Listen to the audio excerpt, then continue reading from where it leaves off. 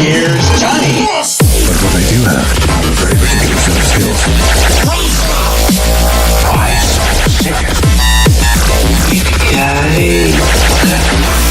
Go ahead. Make my day. Yeah. Keep the change, you filthy animal. I love the smell of napalm in the morning. What? Oh, I'm sorry. Did I break your concentration? And like that, he's gone.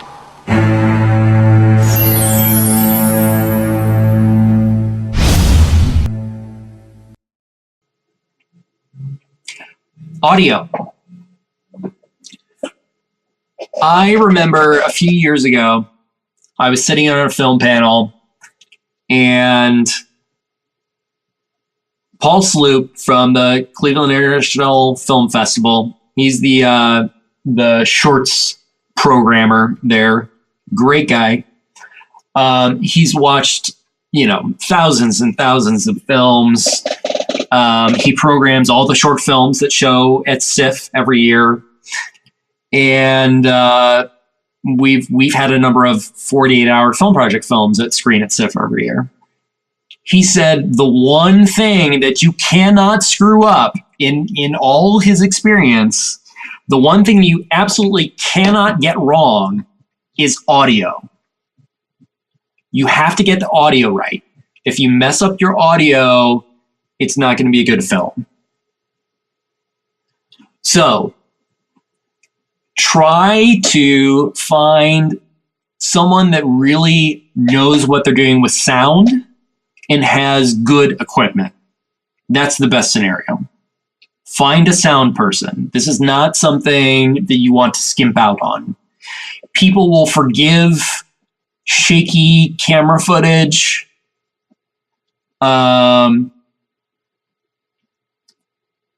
Shooting MOS. Mary has a question. What do you think of shooting MOS? I'm not sure. MOS?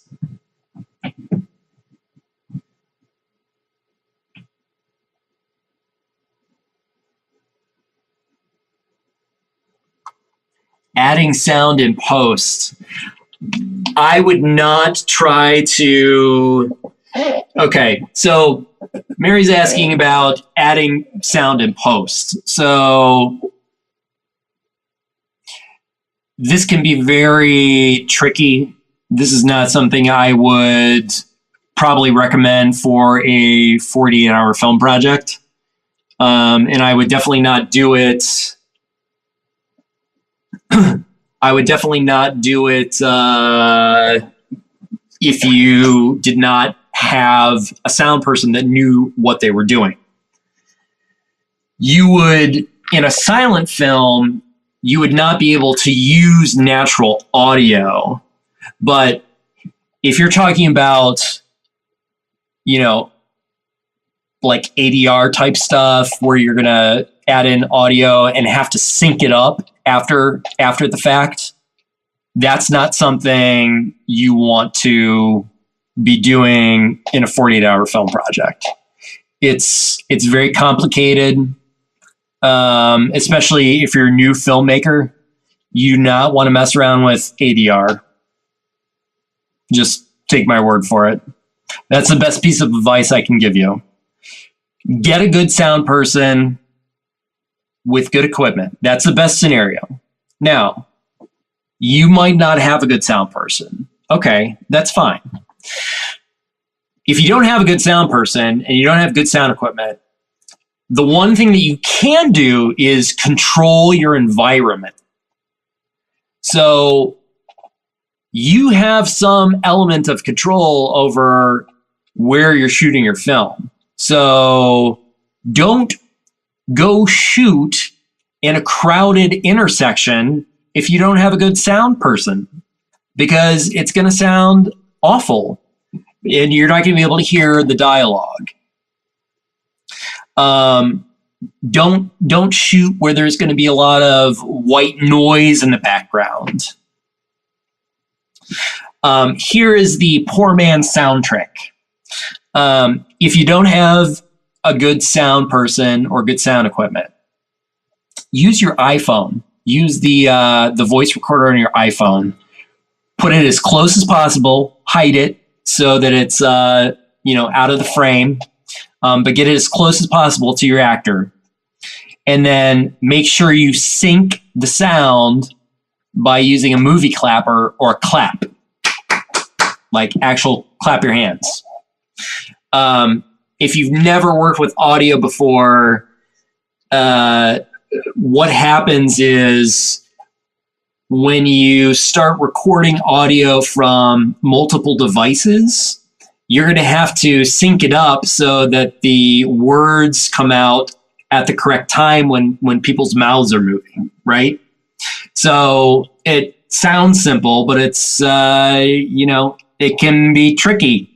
And again, it's not something you want to mess around with.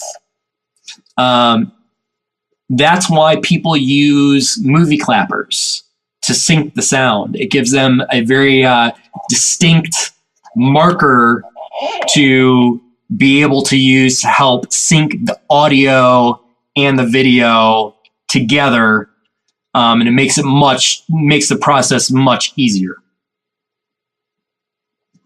Another trick you can do: record simultaneously using your on-camera mic.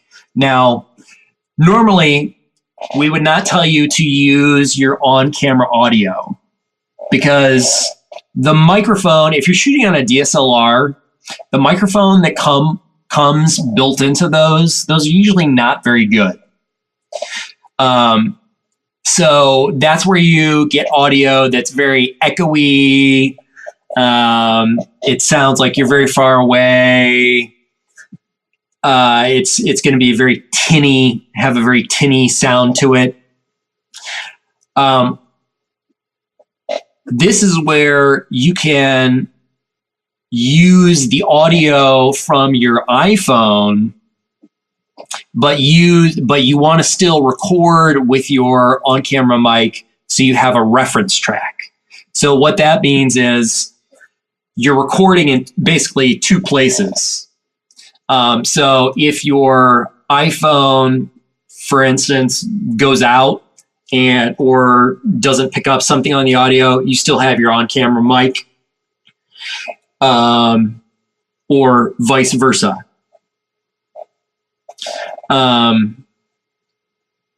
This also makes it much easier to sync up because you have that reference track, audio track coming from the on-camera microphone.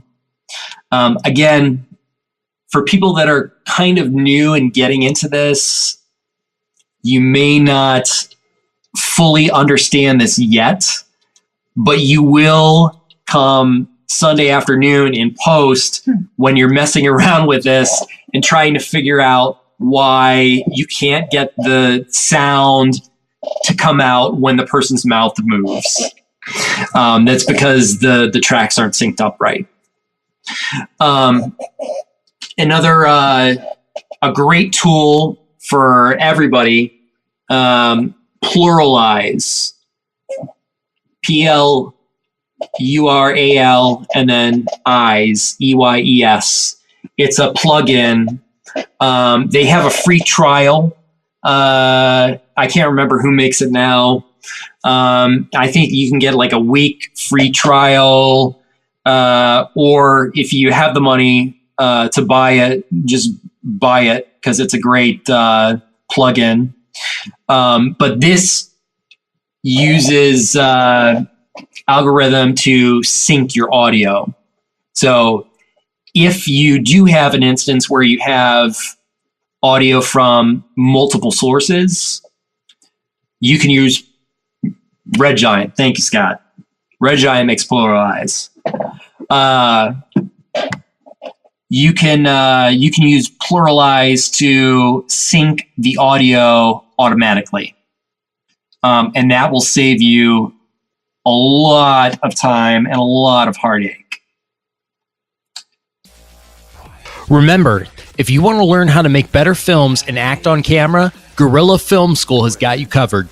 We put together a free training video on how directors and actors can work together on set. You can get instant access to this free training right now by going to gorillafilmschool.com/training. He's gone.